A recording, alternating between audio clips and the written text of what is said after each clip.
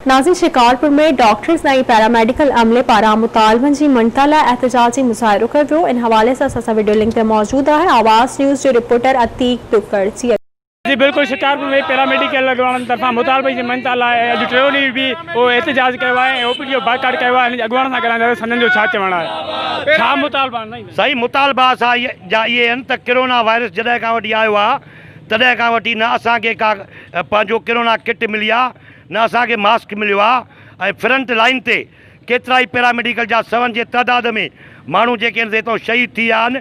उनखां पोइ केतिरा ई आइसोलेट थी विया आहिनि। अॼु 3 ॾींहं थी विया आहिनि मुकमिल सॼी सिंध जी ओपीडियूं 2 कलाक बंदि आहिनि।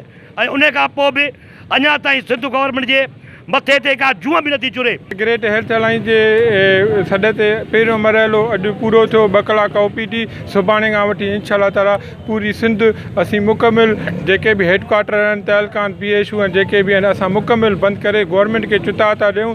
फिल असांजा पैरामेडिक डॉक्टर ऐं नर्सिस जा जाइज़ मुतालबा हल कया वञनि। असांजो रिस्क अलाउंस आहे, असांजो जेको आहे हेल्थ प्रोफेशनल अलाउंस आहे, रिकवरी लेटर जी वापसी आहे, ऐं जेको आहे 11-13 जेको आहे ग्रैंड एलायंस जा मुतालबा आहिनि।